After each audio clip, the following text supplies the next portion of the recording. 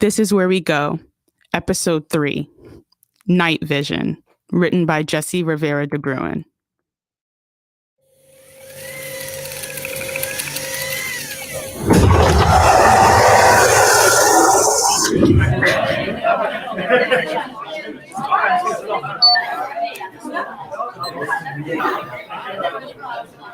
Welcome to Moon Annex 3. Please make your way to the security checkpoint and have all visas ready to scan.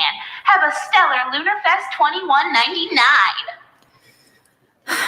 Home.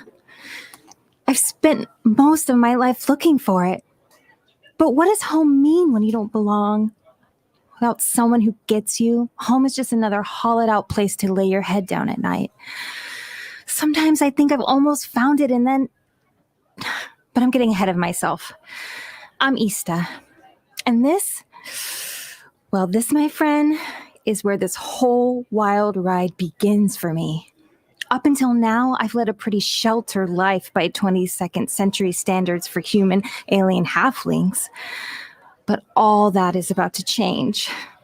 In 3, 2, 1. Hey! Whoa. Oh, I'm sorry. My bad. I bumped into you. Just, normally folks don't stop in the middle of the entrance. Oh, no, right? I'm sorry. I shouldn't have been just standing here, but I wasn't expecting this view. It's so beautiful. What, Earth? I've never seen it like this before. It looks so small. Insignificant almost. First time on Moon Annex 3? You could say that. Are you here alone, or... Sorry, wow, that sounded way less creepy in my head.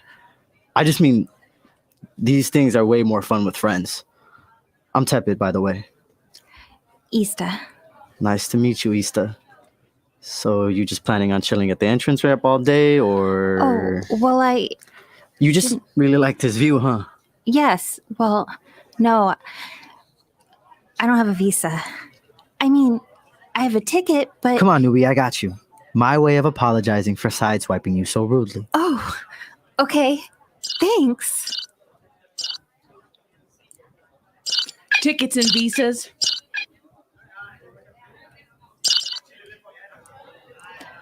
Something wrong? Hold, please. I'm sorry, I cannot accept. What are you talking about? We had these approved last week. They're notarized and everything. There is a discrepancy. What kind of discrepancy? There is no discrepancy. It's just a mistake. Run them again, please. I have run them 3 times. Visas indicate 2 humans. Ah, got you. Look, it's a little complicated, but they grew up in a small town, and, well, their dad never wanted them to have a hard time, so he listed them as human on official documents. Of course, that was before their feelers came in. And, well, now it's more of a hassle to change than anything. You get it, right? I am programmed to accept this scenario. You may pass. Have a stellar Lunar Fest.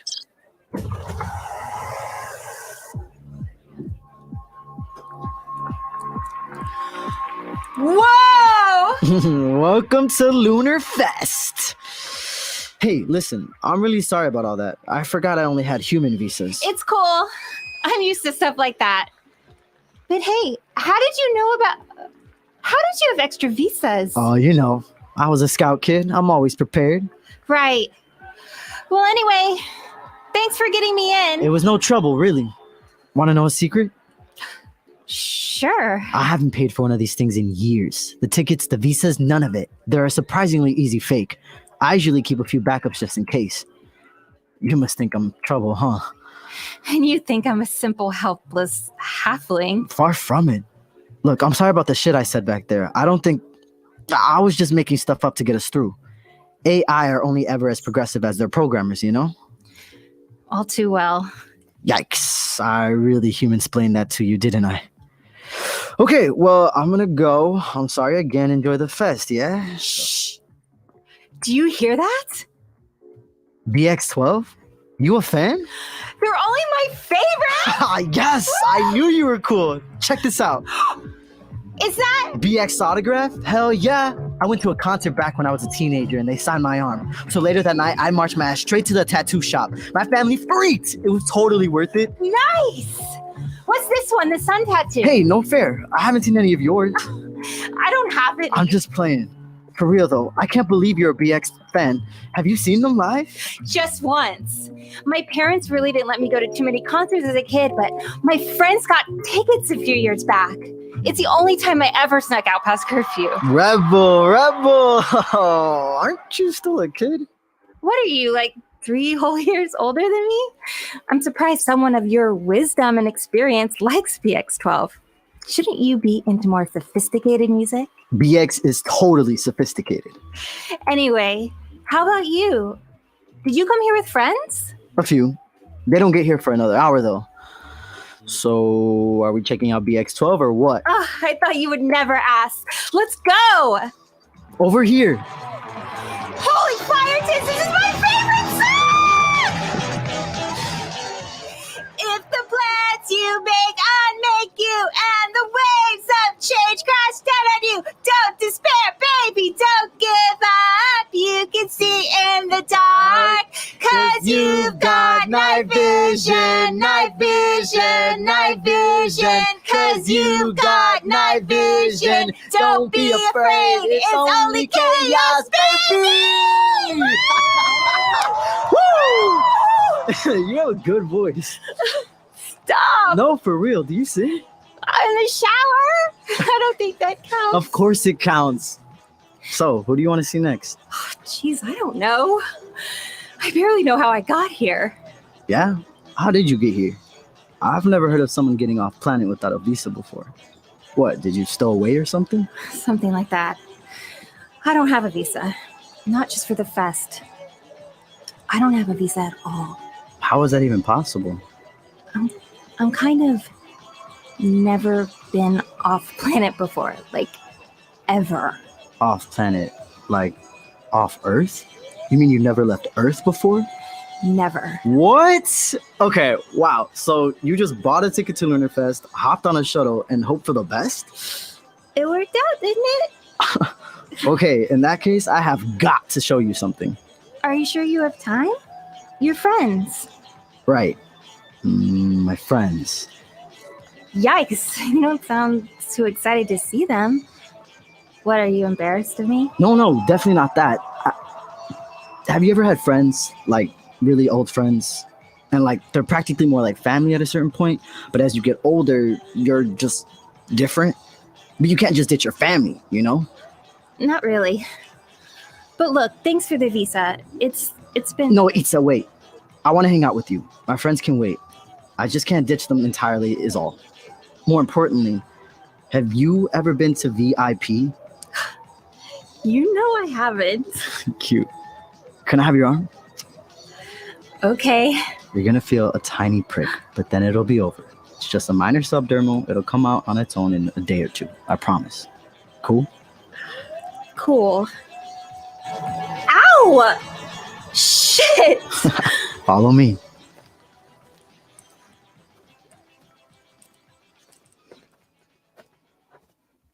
Clearance chips. Hold out your arm. Thank you. Have a stellar evening.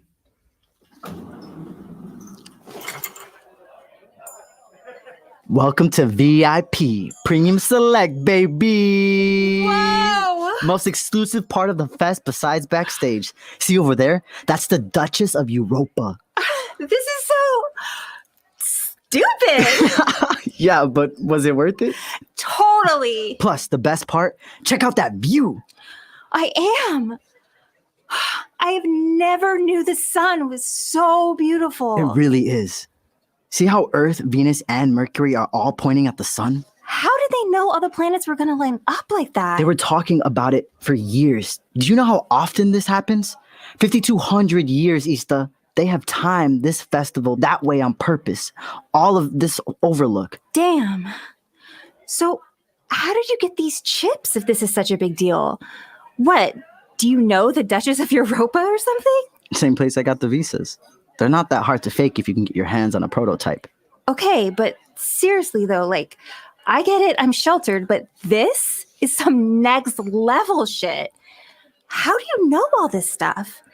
Come on, I'm dying to hear about your adventures. It's not that interesting. It Really? is to me. I've seen maybe a quarter of the globe if I'm lucky. What exactly is out there among the stars? I've been traveling for a really long time, but this right here, the Earth, the sun, this is all I ever think about. Is that why you have that sun tattoo? Kind of. You don't know how lucky you are to have gotten to spend so much time on Earth. Doesn't feel that way. How do you know so much about me? What? I don't. But what you said back at the security gate, it's like pretty close. Oh, I was just repeating shit I've heard before, so... Well, my mom was, I don't even know what she was, but extraterrestrial for sure. And my dad was as human as they come. My mom didn't keep me, though. Gave me up to this human family. Don't get me wrong, they're really nice, but they never acknowledge me for what I am. Are they pro-Earthers? I mean, not officially, no. They would never admit as much. Let's just say they really tried their hardest to bring out my more human attributes. Growing feelers didn't help. I'm sorry your family couldn't appreciate all you are. It's their loss, you know. I guess. But that's why I'm here. To get anywhere else, really. I was thinking maybe after the fest I'd hitch a ride on some ship to an outer planet or some other solar system. How do you know you'll like what's out there any better? I don't. What happens if you can't go back? Why wouldn't I be able to go back? Well, you know, shit happens. Sometimes things don't end up like you plan. I don't have a plan. But like, what if the sun disappears? Isn't that some just big hoax? What do you think? I don't know. I never thought about it much. What's the point in thinking about things you can't control? Okay, go with me here for a sec. You know when you're swimming in the ocean? Duh. I'm not that sheltered. Okay, well, when you're walking into the water and the waves are big and choppy, you reach a point where the waves break, yeah? And if you just stand there, they'll knock you on your ass. You've got to go deeper. But if you go too fast, you'll get knocked on your ass just the same. What do you do? What do you do when you're facing a wave bigger than you are, ready to knock you on your ass? I don't know. Hold my breath? You dive, Izta, into the wave head first. The wave washes over you and you come up on the other side, ready for the next one. What's that got to do with... You can't control the waves, but that doesn't mean you can ignore them either. You just get knocked on your ass over and over again. So you pay attention, you feel out the right moment, and you dive in. I get that. That's kind of how I got here in the first place. Waiting, watching, moving when the time was right. So how is the sun disappearing any different? Well, it's not something you can see coming like a wave. Isn't it though? There are tons of signs if you're paying attention. Like this right here, this view. This didn't just happen.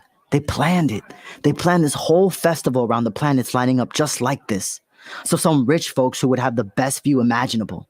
Okay, but they haven't been planning Lunar Fest for 5,200 years. Exactly, but they paid attention. They looked at the patterns. They figured out when it was coming. And here we are, looking at the planets lined up in a neat little row, pointing at the sun. You really believe this stuff, huh? Yeah, I do. My parents talked about the stars a lot when I was a kid. They never left the Earth like you, but they always dreamed about what it was like out there. They were really religious, I guess you could say. Where are they now? They're dead. Oh, I'm sorry. No, it's okay. They died a long time ago when I was a kid. I was young, so I don't remember them much. Their friends in the church took me and raised me like family. Wait, so your friends meeting you today, are they You catch on quick. They're from your church. So what are you like on a church field trip to Lunar Fest? Yeah, well, we travel a lot actually. Like missionaries, you know? Ever since I was a kid. I saw half the galaxy by the time I was 12. Wow. I'd love to travel like that. You say that now, but time is different out there. It can be really jarring. Lonely. Even when you're with friends? Yeah. Well, you can't always choose the company you keep. Actually, I might know a ship. A way out of here for you. For real? Maybe.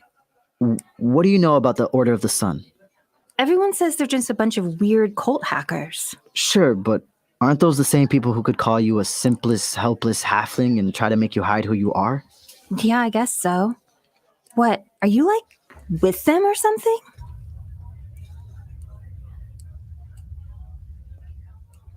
What the? What is this? Fuck, it's happening! What's happening? The sun, Izta, look at the sun! Why does it look like that? It's the wave, Izta. The wave is coming to knock us on our ass. Now's the moment. Are you coming with me? Where? There's no more time. Are you in? Attention, Lunarfest. Please remain calm. Power will resume full functioning momentarily. Thank you for your patience while we activate backup generators. Everything is stellar. Teptl! Wait! Where are you going? You're gonna bump into the... Fuck! It's okay. Grab my hand. I can still see. I guess these feelers are good for something after all. I waited too long to meet them. I should have... Teptl, what the fuck is going on? Don't you get it? You saw it with your own 2 eyes, Izta. It's gone. The sun is gone. Where are the rest of the Order of the Sun acolytes meeting? Back past the entrance? How did you guess? I didn't have to guess. I paid attention. You're not exactly subtle, Teptl. Where are we going? Do you have night vision? No? Then it's your turn to trust me. What I don't get is, what are you doing here? Why would you choose to get stuck on some half-baked moon annex when you know the fucking sun is going to blot out of existence? It's not just our sun, Izta. This is happening all over the galaxy. It's all the stars. They're all gone. Holy fucking fire tits. Holy fucking fire tits. But we've been preparing for this for 5,000 years. This is all just part of the mission. And the festival? Unrelated, but it gave us a damn good excuse to get here and get the... Hey, how far are we now? Not far. Thank you for your patience. Backup generators have been activated. All power is restored. Please enjoy your Lunarfest as we resume our programming. Everything is stellar. This is bad. But the power's back. That's a good thing, right? Not for long. The sun is gone, Izta. Everything is solar powered. With all these lights and equipment, how long do you think these generators can last? A couple hours, maybe? What happens when the artificial atmosphere fails? They should be evacuating us right now, not pretending everything is stellar. Okay, but what do? We still have to find your family, right? I have to find them, yeah. But you... Look, Izta, can I trust you with something? I think it's up to you. What's the wave telling you? Here, take this. Open it, but not here. What is it? And this bag is the key to all of our salvation. Wow, no pressure or anything. I'm serious, Izta. So am I. In this bag, there are orbs. If they're used the right way, they can start the process of helioforming, making a new sun. A new sun? Yes, I brought these with me. They're small, but they're volatile, Izta. In the wrong hands, they could be catastrophic. How do you know whose hands are the wrong ones? You don't. You have to feel it. But listen, there's one here on Moon Annex 3. It's very old and very powerful. That's why I'm here. That's why the other acolytes are here. We came to get it. Now I need you to do something for me. What do you want me to do? Gate 22. There's a ship coming soon. Take these orbs and get to the gate. When the ship comes up, be on it. You'll need a code to enter. Kuri Kauri. Say it back to me. Kuri Kauri. Good. Now this is important. I'm going to try to get back to you, but if for some reason, if I don't make it, you get on that ship, okay? Make sure you get the orbs to the ship no matter what. You understand? What about everyone else here? What will they do? Trust me, Izta. You can do more good with these. Gate 22. It's your only chance off this moon alive. But I don't want to leave without you. I'm glad I met you too, Izta.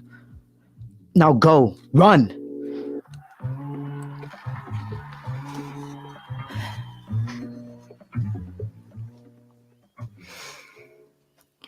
I can't really explain what I chose to do next, other than I took their advice. In truth, Teptl gave me the map and I ran away with it. I didn't mean to, but well, I guess you'll see. But if you learn anything from me, all I really ask is that you understand one thing. You can't outrun change. You can understand it eventually, but usually that only comes years after the fact. The trick to change is to try to feel the rhythm of it, to be as fluid as it is, to listen to what it's telling you and dive.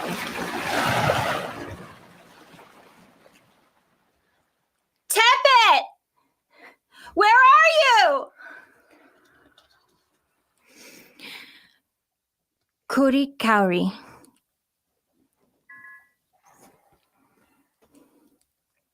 Who are you? I'm Izta. I was supposed to come here and... Wait. You're not human. Do you know Teptl? They told me Are you in the Order? I'm not, no, but... I'm looking for Turks. Have you seen any here? No, I don't think so. Who are you? You could call me Illi. What's your business here? Oh, I was just waiting for a friend. Aren't we all? Teptl! What's that? The generators are failing. We have got to get out of here. How do I know I can trust you? You don't know. Just take the leap. There's no more time. We have to go now. Get in. Dive, Izta.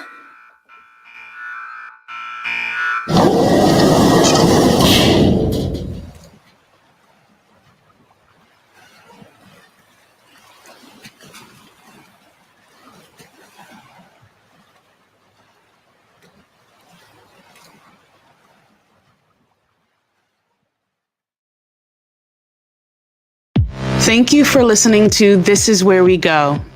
You've just listened to episode 3, Night Vision, written by Jessie Rivera DeBruin, featuring Bunny Michael as Izta, Garcia as Teptl, Amara Brady as AI, Teresa Avia Lim as Illi.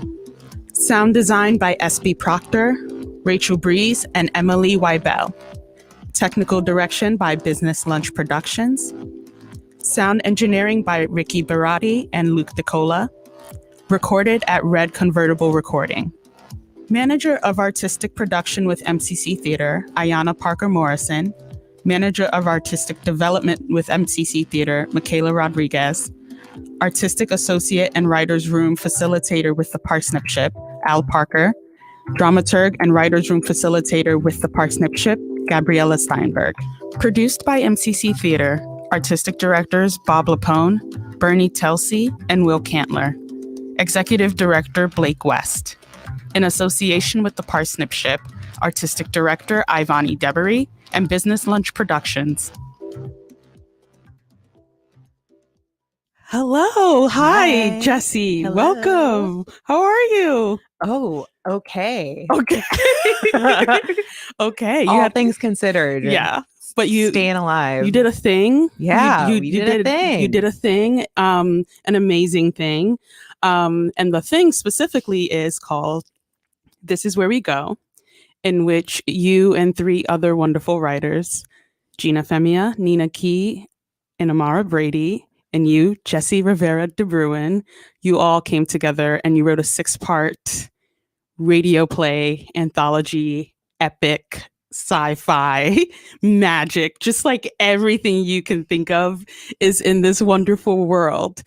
And usually I ask, what was the inspiration behind this play? But we gave y'all a prompt, so we kind of know what the inspiration was.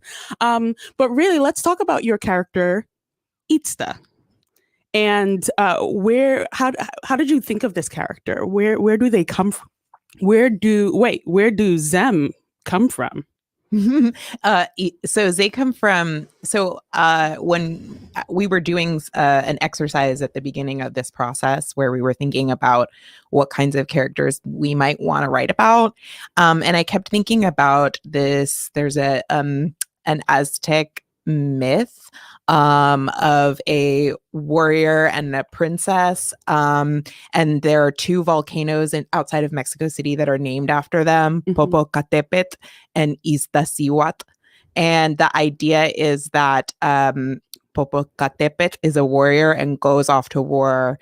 And it's kind of like a Romeo and Juliet star-crossed lovers moment. And I was thinking like, well, what if there's a version of this where they save each other? What if we strip like the gendered aspects of that? And what does it mean? You know, they in this myth, it's like they become these volcanoes, right? So like, what is that? What is the like future space equivalent of becoming something bigger than yourself, becoming something that will have meaning for and legacy for people in the future? And so because it's not a literal retelling of the story, and because it's really hard to say Popocatépetl and Izta si what, you know, like if you're not more, you know, familiar with Nahuatl. I shortened it to Izta and Teptl, and just put it, you know, put it in a completely unlikely setting. Yeah. And just decided to play around and see where it goes. Yeah, we talk about setting, and your episode specifically is called Night Vision. And we hear the song "You've Got Night Vision," which is ridiculously catchy, by the way. It's so catchy. But it's set on the moon, in which the moon is kind of privatized in a way. So like, where did that setting come from, of like imagining a new world of like a concert, basically Coachella on the moon? Yeah. Well, I was thinking about these like bigger than ourselves moments in history, and things that are like, you know, the sun disappearing. That's like a huge natural disaster. That's world changing. Right. But I wanted to think about like all the little mundane things that are happening while that big world changing stuff is going on. And I wanted to specifically look at like, where is there still joy and still celebration happening? And you know, what happens if we're somewhere completely ridiculous when this like big serious thing is happening?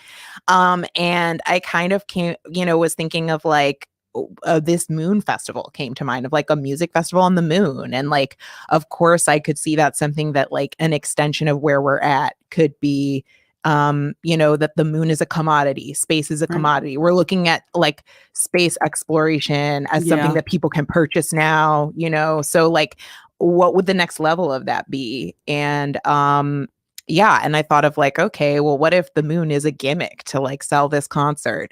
And what if we have two folks who are outside of that and just by happenstance end up being in this place at this time? Right. And finding each other. Yeah. It's like Elon Musk meets Fire Festival. Basically. Meets the moon. It's basically, Elon Musk's Fire Festival, $21.99. I love it. Yes. On the moon. Sponsored by Ja Rule 4.0. Right. I love it. And your character, I mean, all these characters, y'all all had ownership over specific characters that you wrote episodes for. And in our last episode, EEZ-TA, they all meet each other. And so how did you navigate writing collaboratively, so knowing that your character would, you know, eventually be in the world of someone else's episodes? And how did, as a playwright, how did you navigate doing that and that balance? I think I was never concerned. I really like to think collaboratively. I really like to just explore like, what are all our ideas if we mix them all together? Like, what are the flavors? What comes out? And how do we roll with that? I think that's a really exciting process. And I knew that we were all, you know, as writers, we're all coming to this process with really distinct voices and styles and, you know, genres that we typically write. But to me, that's part of the fun of it. And I was never worried that we would just find a way to remix this and make it work. Yeah. Because, you know, like the four of us together when we're in a room, like we're all really different people, but we have a great time. Yeah. We have really interesting conversations. And to me, that's what this play is. That's what my episode is, and that's what this larger piece is. It's a conversation. And I think it's an opportunity to see that we don't have to have characters that are so siloed. We can have very different characters that are interacting with each other in really organic ways. And they don't have to like play a role or compromise a part of who they are as characters to exist, to coexist. Right. So I think that that's a part of this process that is really exciting, been really exciting to me. Yeah. And specifically with, you know, this collaboration, and, you know, knowing that these characters would meet at the end, what and after people have heard night vision, which they should hopefully hear before they listen to this interview, what is important for folks to know about Izta before they meet with the other characters in this world? Yeah, I think the important thing is that Izta is representative of like someone about to take the leap, right? Mhm. Throughout night vision, we're seeing their transformation from, you know, a little sheltered and shy and scared of what lies in the great beyond to jumping in fully into Right. like all the possibility that can be, and recognizing that with all of the uncertainty and even fear that might come with that, there's also tremendous hope and possibility. And so that's what I would want folks to take from Izta going into the final episode. And of course, we meet Izta at a very different time in their life. Right. So there's an interesting thing of like, now we have these two new characters who in their own ways are kind of reminding Izta of that lesson later on in their life. Yeah. And after like coming from a completely different place. Right. And it's like 15 years later. Yeah, and it's just, exactly. like, yeah. And so like, what does that look like from like being in your like late teens to like mid 30s? You know, it's like there's such a big transformation and there's things that you gain, but there's also things you lose. And so there's this really special moment of, you know, having Andula and Amelia Rose be a reminder of like, well, what are the things that maybe Izta has lost? What are the things that Izta needs to remind and reintegrate as they move forward? Yeah. I love that. And in terms of this process of writing collaboratively, writing solo and like writer's room, it was quite an interesting process.